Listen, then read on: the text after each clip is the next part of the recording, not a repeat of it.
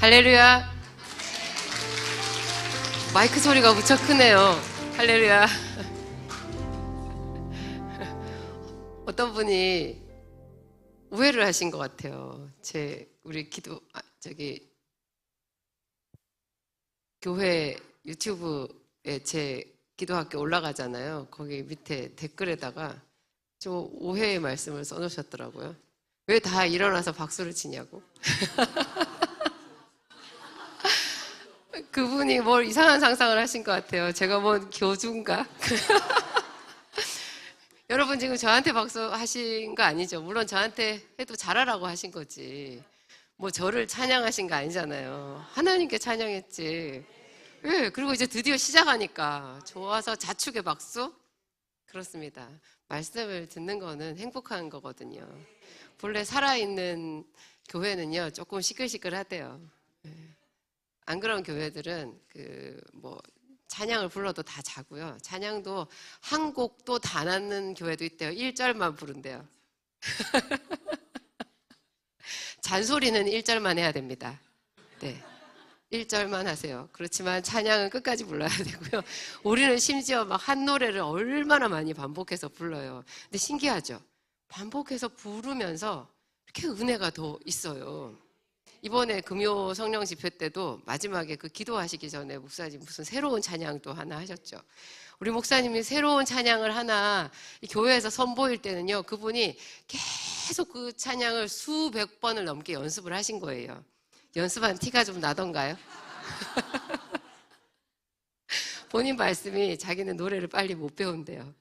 그런데 여기 찬양팀이 아주 멋진 찬양팀이 있잖아요. 그래서 또 오니 목사님도 있고 그래가지고 아주 든든하다고 얘기를 하시더라고요. 하여튼 찬양 끝까지 부르고 우리는 반복해서 부르고, 오늘은 또 이 박수가 다 같이 하나님께 올려드린 영광의 박수인 줄 믿습니다. 오해하신 분은 오해 푸시고요. 오늘 제목 띄워주세요.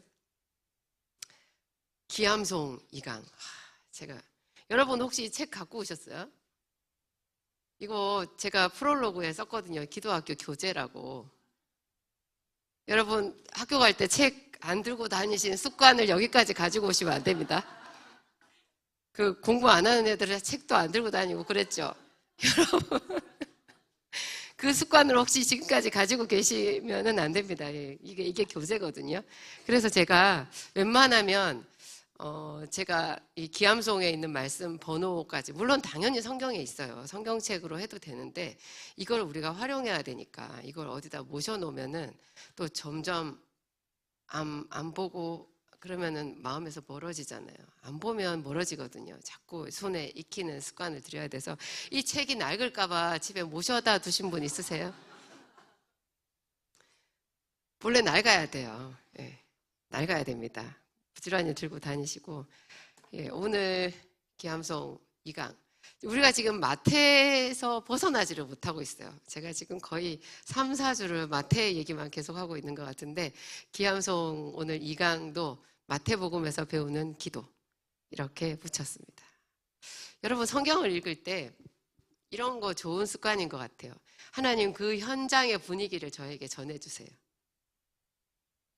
그 당시 성경을 기록한 그 사람의 눈과 마음이 되어서, 그리고 예수님도 그 자리에 계셨잖아요. 특히 복음서는 다 예수님이 현장에 계셨던 이야기죠.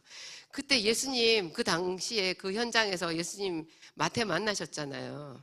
예수님이 산상수훈 하셨잖아요. 그때 그 마음을 제가 알게 해주세요. 이런 기도를 얼마나 기뻐하시는지 몰라요. 여러분 아셨어요? 이런 기도를 그렇게 기뻐하세요. 그때 나이 많이 드신 아버지, 할아버지한테 있잖아요. 그때 그 옛날 군대에 계셨을 때 그 무슨 심정이었어요? 물어보면 그분 날 새도록 얘기합니다. 얼마나 기뻐하셔가지고 그런 얘기 하시거든요. 근데 우리 하나님도 똑같아요. 하나님 그때 당신의 마음을 저에게 주세요. 당신의 마음을 달라는 거 참 활용할 게 많아요. 여러분 자식이 미울 때, 남편이 정말 미울 때 없으시죠 지금은? 저의 경험입니다. 그럴 때 하나님께 하나님 당신의 눈과 마음을 주세요 하면 돼요. 그건 어떤 기도냐면 내 마음을 바꿔달라는 기도예요. 보통 사람들이 우상 숭배하는 사람처럼 기도하기가 쉽거든요. 그것은 나는 가만히 있고 환경을 바꿔달라는 기도예요. 그런데 하나님을 섬기는 사람들은요, 기도가 깊이 들어가면 나를 바꿔달라는 기도가 돼요. 그래서 하나님께서 저 사람을 보는 눈과 마음, 아무리 악인이라도 하나님은 그를 긍휼히 여기시거든요. 그의 악을 다 알면서 하나님의 보는 수준이 있으시잖아요. 그 눈과 마음을 저에게 주세요 하고 한 3개월, 6개월, 1년쯤 기도하면요, 변화되지 않을 게 하나도 없어요. 그리고 그 축복은 고스란히 누가 받냐? 내가 받아요. 완전 스트레이트로 복을 받으시거든요. 하여튼 제가 이 말씀을 준비하면서 하나님 당신의 마음을, 하나님께서 그곳에 계셨는데 그 현장에 생생한 이야기를 저한테 좀 전해주세요. 마태가 느꼈을 그 마음을 제가 좀 알게 해주세요. 이렇게 기도를 했더니 훨씬 풍성해졌어요. 오늘 특히나 제가 전할 말씀이요, 무척 어려운 본문이거든요. 제가 어쩌다가 이 본문을 택하게 됐는지 모르겠는데 기암송을 하려고 하니까 어쩔 수가 없어요. 여기에 지금 기암송 4번부터거든요. 기암송 4번, 마태복음 5장 3절, 그다음에 5장 4절, 5장 5절, 6절 이래가지고 우리가 알고 있는 8복 있잖아요. 심령이 가난한 자는 복이 있나니, 애통하는 자는 복이 있나니, 요 본문이에요. 그러면 본문을 함께 마태복음 5장 1절부터 1절은 제가 이제 포함시킨 겁니다. 함께 읽도록 하겠습니다. 예수께서 무리를 보시고 산에 올라가 앉으시니 제자들이 나아온지라. 입을 열어 가르쳐 이르시되 심령이 가난한 자는 복이 있나니 천국이 그들의 것이며, 애통하는 자는 복이 있나니 그들이 위로를 받을 것이며, 온유한 자는 복이 있나니 그들이 땅을 기업으로 받을 것이며, 의에 줄이고 목마른 자는 복이 있나니 그들이 배부를 것이며, 긍휼히 여기는 자는 복이 있나니 그들이 긍휼히 여김을 받을 것이며, 마음이 청결한 자는 복이 있나니 그들이 하나님을 볼 것이며, 화평하게 하는 자는 복이 있나니 그들이 하나님의 아들이라 일컬음을 받을 것이며, 의를 위하여 박해를 받는 자는 복이 있나니 천국이 그들의 것임이라. 나로 말미암아 너희를 욕하고 박해하고 거짓으로 너희를 거슬러 모든 악한 말을 할 때에는 너희에게 복이 있나니 기뻐하고 즐거워하라. 하늘에서 너희 상이 큼이라. 너희 전에 있던 선지자들도 이같이 박해하였느니라. 제가 이 본문을 가지고 설교하시는 목사님들 설교를 꽤 많이 들었던 것 같은데요, 한 번도 은혜를 받은 적은 없어요. 그러니까 오늘 제가 이곳에 선 부담감을 아시겠어요? 이거 너무너무 귀한 말씀인데, 설교로 강의로 풀어서 여러분들한테 그 감동을 전달하기는 정말 쉽지 않고, 무엇보다 말씀을 전하는 자가 깨닫기가 어려운 말씀이에요. 일단 저는 저기 1절에서 예수께서 산에 올라가 앉으시니, 저 말이 그렇게 좋아요. 제가 그곳에 있는 것 같거든요. 예수님이 그냥 오신 거 아니잖아요. 예수님이 에덴 동산에서 아담과 하와가 범죄했을 때부터 오시기로 작정하시고 그 많은 과정을 밟았어요. 2000년은 아브라함 때부터 쳐야 2000년이에요. 그보다 더 이전 아담과 하와 때부터 치면 아담과 하와 그 사람들은 전부 다 900살씩 살았던 사람들이잖아요. 그 대수를 이렇게 합치면 몇 년일지 알 수 없는 그 많은 시간을 예수님께서 기다리고 준비하고 또 기다리고 준비하셔서 드디어 세상에 동정녀 마리아를 통해서 이렇게 오셨고, 그 다음에 또 나사렛에서 묵수로 섬기셨고, 그 다음에 또 공생애를 시작하시면서 40일 금식도 하셨어요. 그런 여러 가지 일들을 거치고 이제 갈릴리를 다니시면서 말씀을 전파하시고 그렇게 하셨는데, 제대로 된 말씀을 전파하시는 첫 번째 장면이 오늘 우리가 보는 이 산상수훈의 이 장면이거든요. 예수님께서 산에 올라가 앉으시니 무리들이 나아온지라. 그거 제가 수백 번, 몇천 번 반복해서 읽어보지 않았을까 그래요. 예수께서 산에 올라가 앉으시니 무리가 나온지라. 예수께서 산에 올라가 앉으시니 무리가 나아온지라.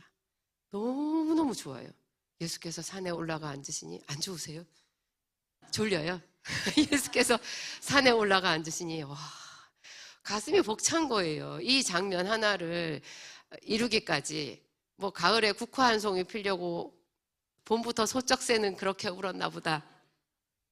전중은 먹구름 속에서 또 그렇게 울었나 보다. 그립고 아쉬움에 가슴 조이던 먼 젊음의 뒤안길에서 이제는 돌아와 거울 앞에 선 내 누이같이 생긴 꽃이요. 제가 서정주 시인의 국화협회서를 굉장히 감동 깊게 읽었나 봐요. 예수님이 오신 이 장면에 그런 묵상들, 제가 예전에 어떤 하나를 이루기 위해서 쫙 거쳐온 것들 있잖아요. 그런 것들이 생각이 나는 거죠. 예수님께서 산에 올라가 앉으시니 무리가 나온지라. 입을 열어 가르쳐 가라사대. 첫 마디가 뭐냐?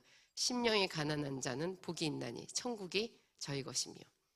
여러분은 이 문장에서 어떤 글자가 눈에 딱 들어오세요? 아무것도 안 들어오죠. 이 글자 한마디, 심령이 가난한 자는 복이 있나니 천국이 저희 것이며, 이게요 하나도 본래 감동이 없어요. 여러분 감동 있으세요? 하나님 이거예요. 막 이 레마의 말씀 막 이게 저한테 살아났습니다. 이렇게 말하는 사람을 저는 한 번도 본 적이 없는데. 그래서 오늘 우리 목사님이 말씀하신 것처럼 하나님의 언어는 차원이 다른 언어인 거예요. 너무나 차원이 높아서 우리 귀에 들어오지를 않아요. 근데 저는 이제 생각을 했죠. 이게 얼마나 중요한 말일까? 내가 보기에는 전혀 마음에 와닿지 않고 하나도 걸러지지 않아요. 그냥 콩나물 시루에 물 다 빠지듯이 싹 빠져버리는 말이거든요. 아무리 읽어도 하나님, 와, 그런 복이 있어요. 그런 복을 저에게 주세요. 이런 고백이 안 나오는 거예요. 근데 그것은 내 수준이고 우리 수준이고, 그렇게 수천 년의 세월을 준비를 하셔가지고 이 땅에 오셔서 처음으로 당신의 백성들을 가르치신 하나님이시잖아요. 그분이 딱 첫 마디를 냈을 때는 그 첫 마디의 비중이 얼마나 클까, 그거를 생각을 해야 된다라는 거죠. 정말 이것은 모든 인류가 들어야 되는 최고의 핵심적인 말인 것 같아요. 너는 복이 없다, 그 말이에요. 하나님이 보시기에 이 세상 모든 사람들이 너무나 안 된 거예요. 복이 없는 거예요. 하늘 창고에 어마어마한 복이 그냥 있어요. 아무도 안 갖고 갔어요. 우리 목사님이 제대로 감동을 받으신 게 맞아요. 복자에 꽂혔다면서요. 그래가지고 구약 성경에 막 복자를 찾아가지고 그랬더니 하나님이 안식일에 복을 주시고 아브라함한테도 복을 주시고, 노아 홍수 이후에 처음으로 노아가 제단을 쌓았을 때도 거기서 노아에게 복을 주시고, 다 복을 주신다라는 이야기가 그렇게 온 거예요. 야곱도 야복강가에서 뭘 구했어요? 자기 형이 자기를 죽이러 오는데 하나님 제발 저 형이 망하게 해주세요라든지 제가 피할 수 있게 해주세요, 저를 구해주세요, 이런 말을 하나도 안 하고 그 전날 밤에는 그 말을 했거든요. 근데 정작 진짜 야복강가에서 기도를 할 때는 나를 축복해달라는 기도만 한 거예요. 근데 지금 여기 산에 올라가 앉으시니 무리가 나아온지라 했던 요 산상수훈의 요 장면이랑, 예를 들면 아브라함 시대 있잖아요. 아브라함 시대까지 가면 몇 년의 격차가 있다고요? 2000년이요. 그 이후에는요, 그렇게 구약 성경에도 복자가 엄청 많이 나오지는 않아요. 찾으면 있지만 그냥 사람들이 성경은 복에 대한 책이야 막 이런 생각이 들 정도로 복 이야기가 많이 있나요? 잘 생각하고 더듬어 찾아야 있지, 찾지 않으면 그냥 지나갈 정도로 복은 숨겨져 있어요. 그랬는데 그렇게 2000년이라는 세월이 지난 다음에 예수님께서 이 땅에 오셔가지고 처음으로 당신의 백성들한테 제대로 된 특강을 하신 거거든요. 특강이에요. 특강.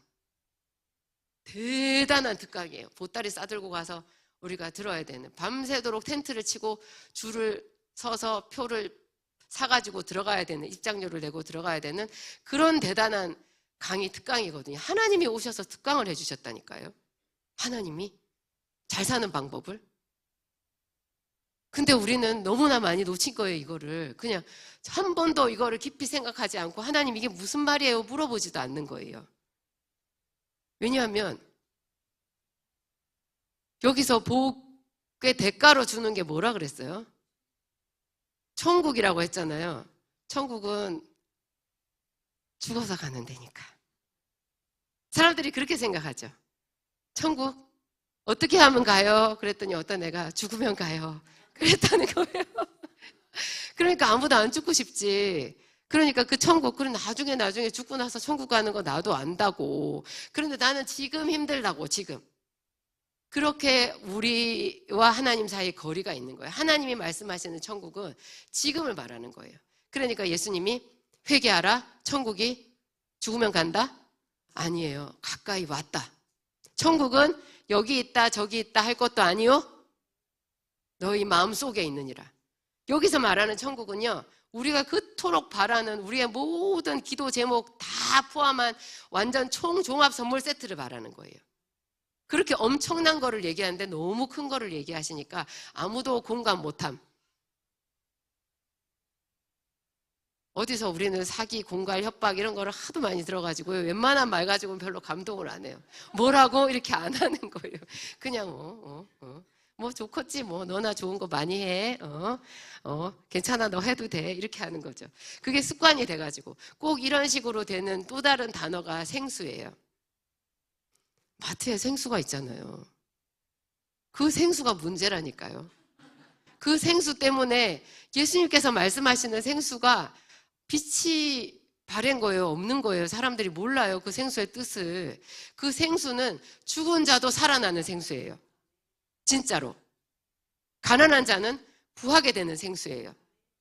우울증에 걸린 사람이 단번에 기쁨이 충만해지는 그런 생수인 거예요. 젊어지는 생수예요. 진짜로. 영원히 죽지 않는 젊어지는 생수, 대단한 생수예요. 그 생수를 자기 집에 뿌리면요, 온 집 식구들이 다 살아나고, 가난이 다 벗겨지고, 우리의 질병이 다 치료되는 그런 엄청난 너무 큰 거를 얘기하셔가지고, 자꾸 사람들은 생수? 제가 거의 기도학교 때마다 이 말씀을 말하는 것 같아요. 기함송 95번, 요한복음 7장 37절로 38절 함께 읽겠습니다. 명절 끝날 곧 큰 날에 예수께서 서서 외쳐 이르시되 누구든지 목마르거든 내게로 와서 마시라. 나를 믿는 자는 성경의 이름과 같이 그 배에서 생수의 강이 흘러나오리라 하시니. 나를 믿는 자는 이거요. 나를 믿는 자는 성경의 이름과 같이 그 배에서 생수의 강이 흘러나오리라. 나를 믿는 자는, 다 같이 해볼까요? 나를 믿는 자는 성경의 이름과 같이 그 배에서 생수의 강물이 흘러나리라. 여러분 마음이 슬플 때 이걸 한 100번쯤 해보세요. 1000번쯤 해보세요. 이 생수의 강물이 우리를 살려요. 나를 믿는 자는 성경의 이름과 같이. 어디든지 이거는 만병통치약이에요. 여러분의 모든 문제에 이 말씀을 다 적용해도 돼요. 나를 믿는 자는 성경의 이름과 같이. 아니, 배에서 강이 나오면 복수가 찬다는 얘기인가? 죄송합니다. 저는 그런 생각까지 했어요. 복수가 빠져서 좋다는 얘기인가? 그것도 그럴 리가 없잖아요. 이거는 굉장히 좋다는 얘기인데 하나님 아무리 말해도 이건 너무 옛날 옛적 버전인 것 같아요. 그래가지고 좋다는 생각이 안 드는데 하나님 이거 엄청 좋은 거라고 지금 우리에게 광고하시는 거죠. 제가 그렇게 물었어요. 하나님이 그 얼마나 좋은 거라고 우리한테 말씀하신 그 하나님의 마음이 저한테 좀 오게 해주세요. 저는 그 마음을 주시지 않는다면 도무지 이 생수의 강이 하나도 탐이 안 나요. 여러분 이런 기도 하셔야 돼요. 눈이 열려야 되거든요. 예수님이 그 첫 번째 특강 첫 번째 하신 말씀이요. 이 당시 사람들을 기준으로 봐도 캐묵은 옛날 얘기를 하신 거예요. 2000년 전 얘기를. 1500년, 2000년 전에. 그때 그 복 얘기를. 그 당시 사람들이 그랬을 거예요. 요즘 세대에 무슨 복이야. 얼마 전에 제가 봤다니까요. 어떤 굉장히 유명한 그 정신과 의사 선생님인데 그분이 뭐 자녀 교육에 대해서 얘기하시는데 제가 상당히 공감하고 저분 말씀은 또 오은영 박사님하고 전혀 다른 각도에서 또 우리를 지혜롭게 하는구나 그렇게 존경하는 분이었는데 그분이 복에 대해서 얘기를 하는 거예요. 사실 그거는 복은 자기 그 전공은 아니잖아요. 그런데 뭐 부모들이 자녀들한테 뭐 복을 주고 싶어 하고 복을 받았으면 좋겠다 이런 생각을 한다라는 얘기를 하면서 그분 하시는 말이 복 같은 건 세상에 없대요. 그래서 제가 그다음부터 그 사람 강의 안 들어요. 정말 너무 뭘 모르시는구나 그런 생각이 들었어요. 하나님이 우리에게 뭐라 그랬다고요? 심령이 가난한 자는 복이 있나니. 이 말은 잠언서에 나오는 그 투랑 비슷한 투예요. 우리가 쓰는 이런 투로 말을 할 때도 있어요. 예, 착한 애는 안 그래. 그 말이 무슨 말이에요? 저쪽 옆집에 착한 애를 그대로 얘기하는 거예요. 그 애한테 뭐라고 말하는 거예요? 착한 아이가 되어라. 그 말이죠. 착한 애는 안 그래. 똑똑한 애는 안 그래. 성공하는 사람은 안 그래. 이런 말이 무슨 뜻이에요? 부모가 너무너무 사랑이 많은 부모가 그런 말을 한다면 너는 이렇게 해서 복을 받아라. 착한 아이가 되어라. 성공해라. 그 뜻인 거예요. 게으른 자는, 악한 자는, 이렇게 성경에 잠언서에 꽤 그런 말이 나오잖아요. 그러면은 난 안 게으른데? 나는 뭐 악하지 않아. 하나님이 옆집에 저 건너편에 누구 얘기하시네 하고 넘어가야 되는 거예요? 여러분 그래요? 안 그러죠? 거기서 게으른 자는 이렇게 말을 하면 우리한테 얘기하시는 거예요. 예, 너한테 게으른 습관이 좀 있어. 그거 버려야 돼. 그러면 이렇게 좋은 게 있어. 그 말을 굉장히 완곡하게 표현하시는 거예요. 세련되게. 게으른 자는 내가 보니까 네가 좀 게으르구나. 이런 면에서는. 너는 어떤 거 집 청소하는 거 이런 거는 잘하는데 생각은 게을러. 내가 주는 말을 받아들이는 데는 게으르구나. 어떤 식으로든지. 아니면 어떤 사람한테는 이렇게 말할 수도 있어요. 설거지는 미루지 말아라. 그렇게 얘기하는 것일 수도 있어요. 그때 게으른 자는 하는 말은 게으르지 말아라. 부지런한 자가 되어서 나의 사랑을 받고 내가 주는 복을 받는 자가 되어라. 그 말이거든요. 그럼 여기도 심령이 가난한 자는 복이 있나니, 심령이 가난한 자 어떤 사람의 이야기를 하는 거예요. 그게 아니고 네가 지금 심령이 가난하지 않구나. 그런데 네가 심령이 가난한 자가 되어서 내게 복을 받았으면 좋겠어. 너는 복을 받는 자가 되어라. 그 말이에요. 어떤 딴 사람 얘기를 하고 있는 게 아니에요. 우리 얘기를 하는 거예요. 우리의 심령이 하나님이 보시기에는 가난하지 않다는 거예요.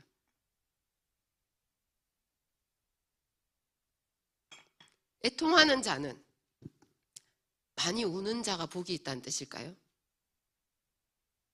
많이 우시는 분이 아니라 그러네. 애통하는 자는, 온유한 자는, 의에 줄이고 목마른 자는, 이렇게 쭉 가잖아요. 화평하게 하는 자. 이 모든 것 앞에 무슨 말이 붙냐면 하나님 앞에서 혹은 하나님을 향하여 하나님 보시기에 하나님의 은혜에 이런 말이 빠져 있어요. 심령이 가난한 자는 하나님을 향해서 가난한 마음을 가진 자는, 그 뜻이에요. 하나님을 향해서 가난한 마음을 가진 자가 어떤 뜻이겠어요? 하나님 없이는 아무것도 할 수 없다라고 생각하는 사람이에요. 그런데 우리가 얼마나 많은 부분에서 내 뜻대로 살아요? 하나님께 안 물어봐요. 그래서 다윗의 기도가, 다윗의 이야기가 우리에게 독특한 거예요. 다윗이 여호와께 여짜와 가로되. 다윗이 여호와께 여짜와 가로되. 제가 이런 생각도 했어요. 응답을 받으니까 자꾸 물어보지. 하나님은 저한테 얘기 잘 안 해주시잖아요. 언제 물어서 응답받아요. 그래서 제가 알아서 해요. 제가 마음속으로 그런 생각을 했다가 하나님이 싫어하시겠구나 그런 생각이 들어가지고 아니에요. 저도 하나님 어떻게 다윗한테는 이렇게 묻자마자 바로바로 답을 주셨을 수가 있어요. 나한테도 이렇게 주면 정말 좋겠구만. 나한테는 잘 안 주시고. 그래도 물어보라는 얘기죠. 물어보라는 얘기죠. 그러면서 제가 자꾸 묻는 연습을 했었어요. 아침부터 저녁까지 물어보면 저녁에 응답을 주십니다. 어떻습니까, 여러분? 아침부터 저녁까지 물어보시면 저녁에 선명하게 응답을 해주세요. 여러분은 저보다 더 영권이 세가지고 한두 시간 만에 응답을 받으실 수도 있어요. 그런데 확실한 거는요, 제 경험상 아침부터 계속 물어보면 저녁 때는 응답을 줘요. 반드시 줘요. 물어볼 만하죠. 여러분, 한 가지 문제 때문에 몇 날 며칠 잠 못 자고 머리 빠지고 눈이 퀭 들어가고 그런 적 없으세요? 남편이랑 싸우고 답답하니까 싸우잖아요. 심령이 가난한 자는 복이 있나니. 하나님 앞에 우리가 가난한 마음으로 그분께 구하는 마음이란 뜻이에요. 그분께 구하는 마음. 정말 하나님이 주시지 않으면 먹을 수 없는 거예요. 이거를 하나님이 훈련시키려고 그 광야 40년을 백성들을 훈련을 시킨 거예요. 뭐로요? 만나로. 하루에 한 번 딱 만나 주잖아요. 아침에 일찍 일어나서 해가 뜨기 전에 해가 다 떠버리면 그 이슬처럼 생긴 게 싹 말라서 없어지는 거예요. 일찍 일어나서 나가서 부지런히 걷어야 얻는 것이 만나였거든요. 그 만나가 상징하는 것이 하나님의 말씀이에요. 그 하나님의 말씀이 응답이잖아요. 그게 복이죠. 그날 내가 만나를 줍지를 못하면 굶어야 돼요. 그런 마음으로 만나를 주우러 나가도록 40년을 훈련을 시켰는데 그 이야기가 지금 우리에게 주는 말씀인 거예요. 오늘 하루 내가 하나님의 말씀을 받지 못하면 살 수 없다라는 생각으로 하나님의 말씀을, 이 기록된 이 말씀을 외우고 암송하는 사람, 내가 지금 구하는 것과 상관없는 엉뚱한 말씀 같은 그 말씀도 내 입에 1000번이고 10,000번이고 되뇌일 그런 마음이 되어 있는 사람, 습관이 되어 있는 사람이 여기 심령이 가난한 자인 거예요. 그래서 복을 받는 바로 그 사람인 거예요. 그러면 그 사람에게 천국이 임한다는 거예요. 모든 것에 완벽한 응답을 받는다라는 뜻이죠. 하나님께 구하는 자. 애통하는 자는 복이 있나니. 저는 이 애통하는 자 앞에 또 심령이 가난한 자 하니까 딱 두 마디, 오늘 제가 말씀을 이 팔복에 다 택도 없이 그냥 여기 심령이 가난한 자, 애통하는 자 하고 끝날 것 같아요. 심령이 가난한 자, 제가 지금 말씀드린 그렇게 간곡한 마음으로 하나님께 기도했던 자 하면 저는 야곱이 딱 떠오르는 거예요. 야곱 말고도 성경에 무수한 사람들이 이런 마음이었어요. 믿음이 있는 사람들은 다 이런 심령이 가난한 마음이었을 거예요. 여호수아는 얼마나 마음이 가난했을까요? 자기가 여리고성 앞에 있는데 그 백성들을 이끌고 모세는 죽었고 자기가 이제 그 성을 점령해야 되는데 그 성은 천의 요새, 천의 요새는 아니죠. 사람들이 만들었죠. 난공불락의 성이에요. 어떻게 그 성을 무너뜨리고 자기들이 점령할 수가 있겠어요? 딴 데로 갈 수도 없는 거예요. 여호수아가 정말로 간절한 마음으로 하나님께 구했을 거예요. 그의 마음이 가난한 마음이거든요. 근데 저는 창세기 32장 야곱의 마음이 딱 여기에 가장 적합하다는 생각이 들었어요. 여러분, 야곱이 창세기 32장에서 야곱이 밧단 아람을 떠나가지고 가나안 땅으로 오는 그 장면이거든요. 32장 1절 2절 읽어볼까요? 함께 읽겠습니다. 야곱이 길을 가는데 하나님의 사자들이 그를 만난지라. 야곱이 그들을 볼 때 이르기를 이는 하나님의 군대라 하고 그 땅 이름을 마하나임이라 하였더라. 이게 지금 외삼촌 라반을 완전히 떠나서 밧단 아람을 완전히 벗어나서 이제 가나안 땅으로 들어오는 거예요. 그때 그 입구에서 하나님의 군대를 봤거든요. 야곱이 크게 용기를 얻었을 거다. 제가 그런 말씀을 드렸죠. 이 야곱이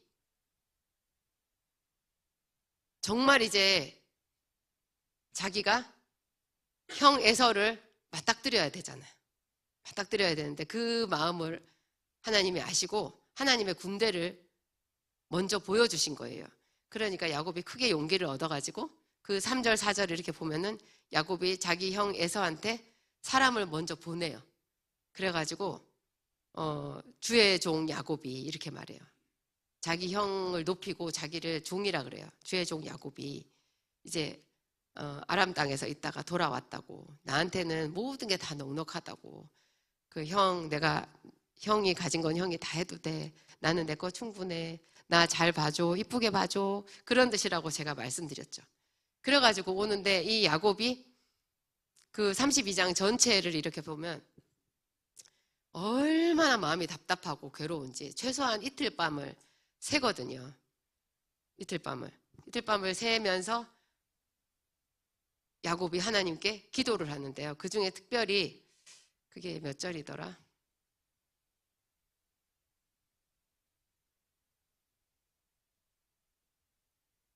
창세기 32장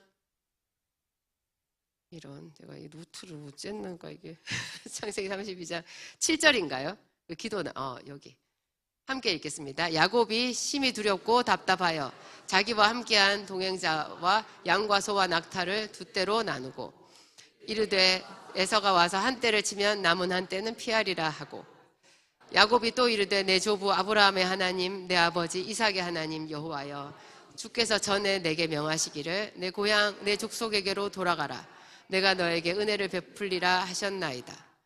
나는 주께서 주의 종에게 베푸신 모든 은총과 모든 진실하심을 조금도 감당할 수 없사오나 내가 내 지팡이만 가지고 이 요단을 건넜더니 지금은 두 때나 이루었나이다.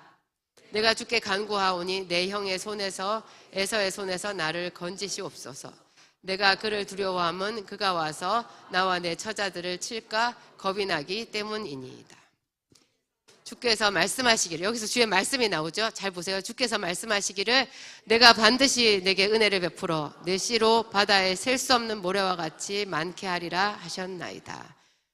야곱이 거기서 밤을 지내고 그 소유 중에서 형 에서를 위하여 예물을 택하니 주께서 전에 말씀하시기를. 이거는 지금 야복강가의 기도 전이에요. 그 전날 밤이거든요. 그 전날 밤에 야곱이 지금 창세기 32장 7절부터 해서 12절까지가 야곱의 기도인데 절절하잖아요. 그 기도를 잘 보면 하나님께 감사하고 그리고 하나님의 약속의 말씀을 끌어와서 그 말씀을 가지고 기도를 해요.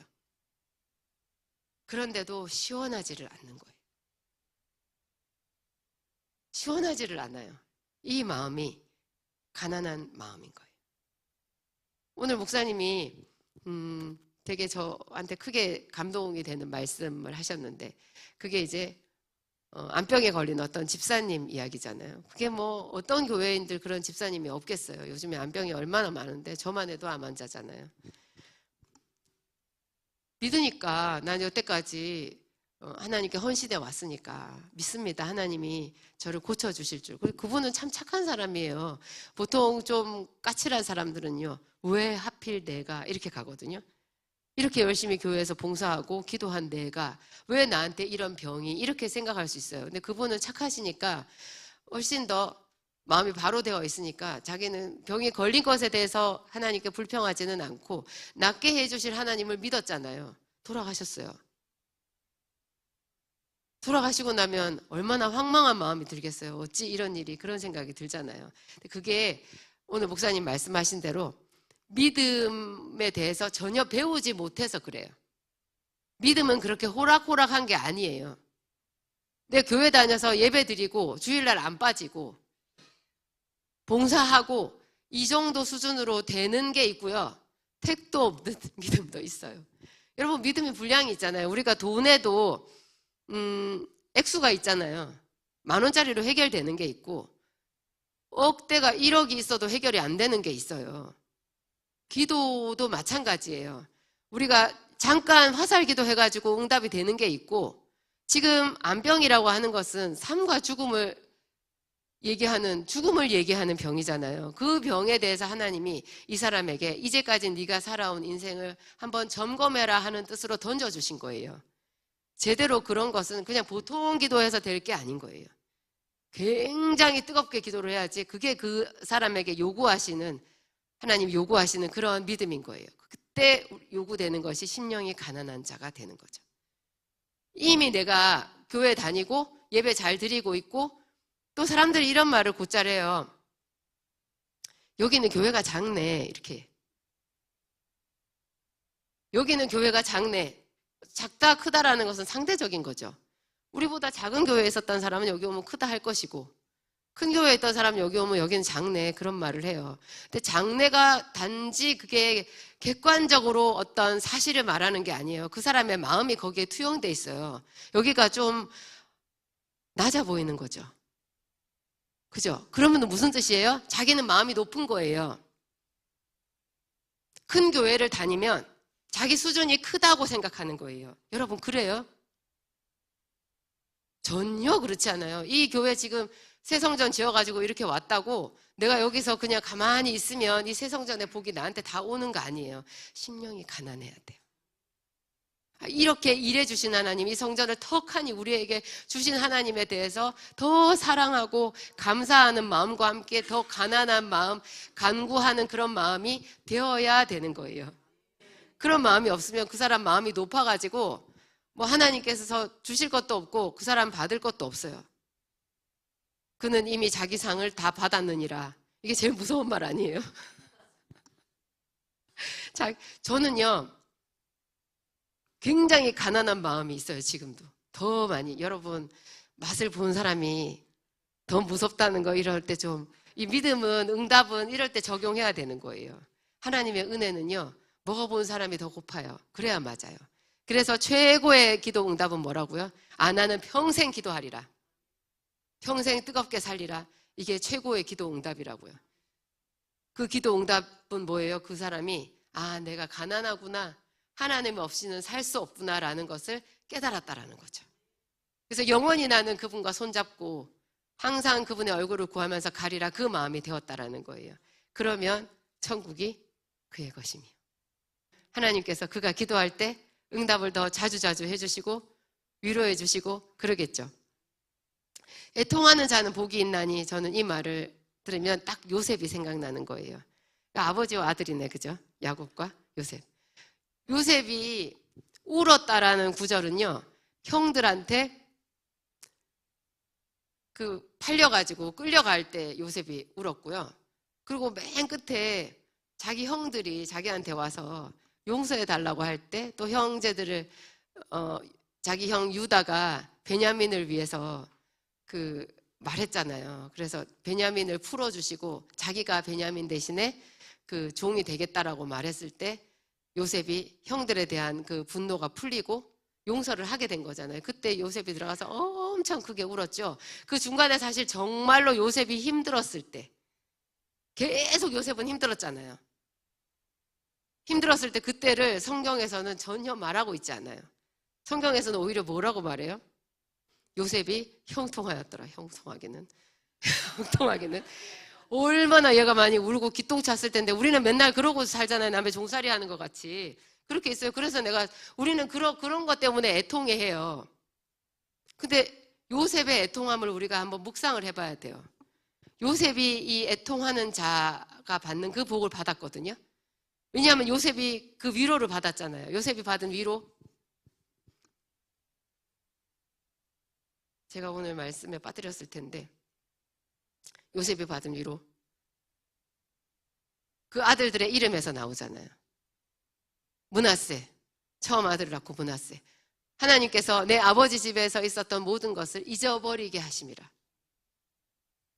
그게 위로거든요. 굉장한 위로예요. 그건 무슨 뜻이에요? 그 앞에 잊으려고 해도 못 잊었다는 얘기예요. 용서하려고 해도 용서가 잘 안 됐다는 얘기거든요.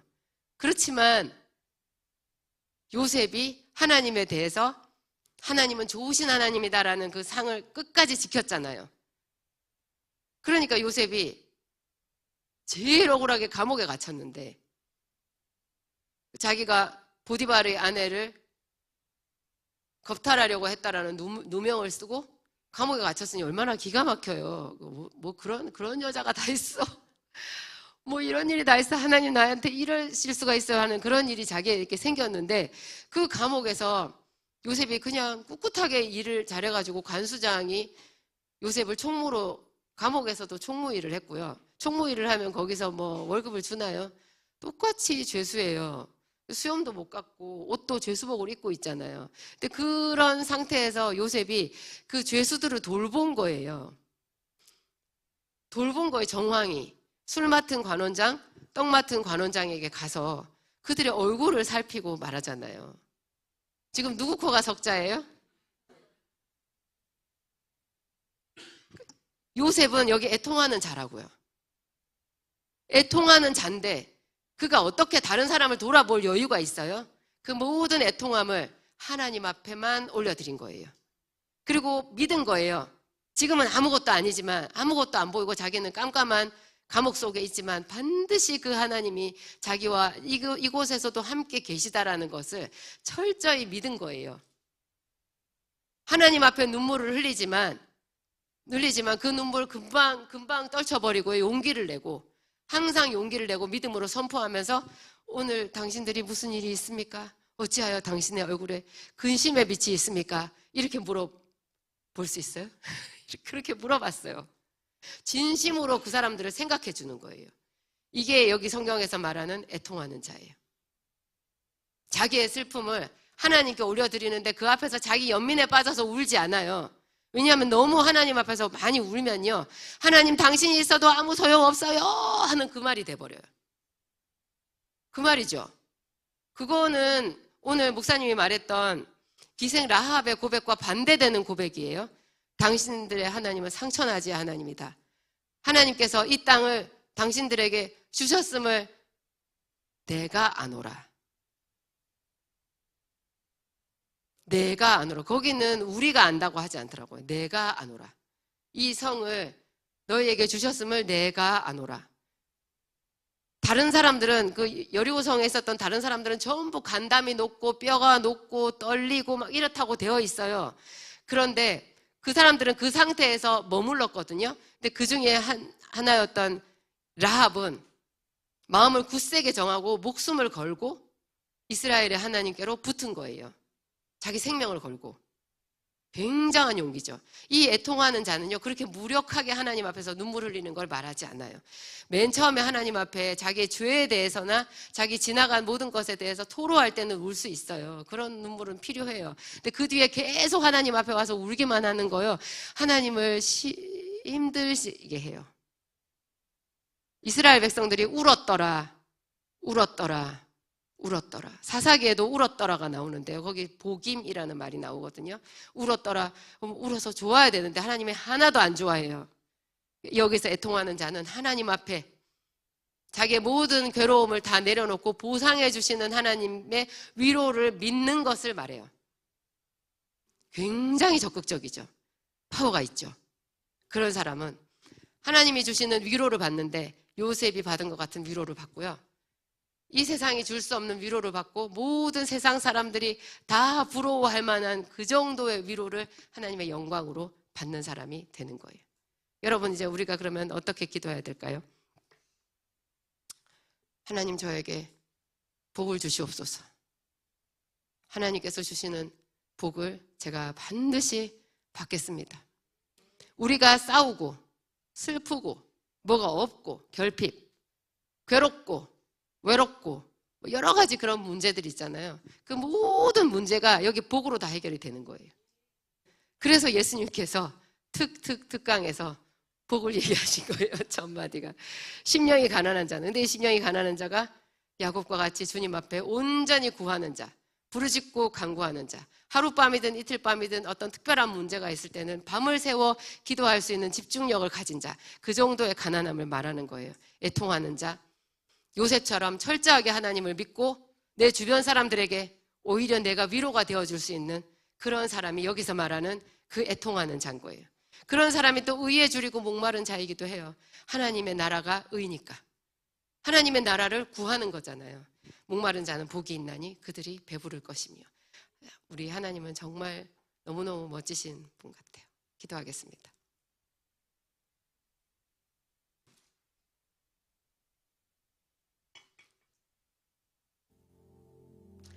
하나님 감사합니다. 얼마나 높으신 하나님이신지, 얼마나 우리의 길을, 우리의 마음을 잘 아시는지. 하나님의 한마디는 10년을 묵상하고 20년을 묵상해도 더 묵상해야 되는 것들이 많이 있습니다. 하나님, 씹을수록 먹을수록 하나님의 말씀은 새로운 맛이 납니다. 우리에게 비전을 주셔서 감사합니다. 하나님은 우리에게 잘 자란 것, 물론 그런 것도 주시지만 너무나 큰 천국을 말씀하셨습니다.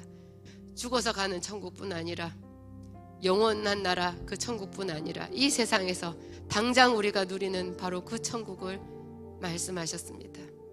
주님 우리 곁에 오셨습니다. 우리에게 구하라고 얘기하십니다.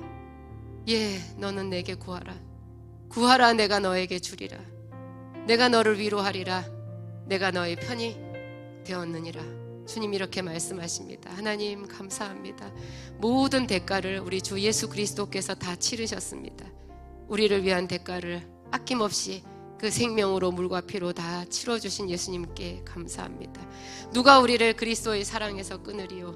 하나님, 우리는 참으로 복된 자입니다. 그리고 더욱더 큰 복을 받아서 구워주고 나누어주는 자가 되고자 합니다. 우리의 가난함을 치료하시옵소서. 하나님, 우리 마음의 모든 상처를 다 주 예수 그리스도의 보혈과 은혜의 말씀으로 씻어주시옵소서. 주는 능하신 하나님이시니 찬양을 받으시기에 합당하시나이다. 예수님 이름으로 기도합니다.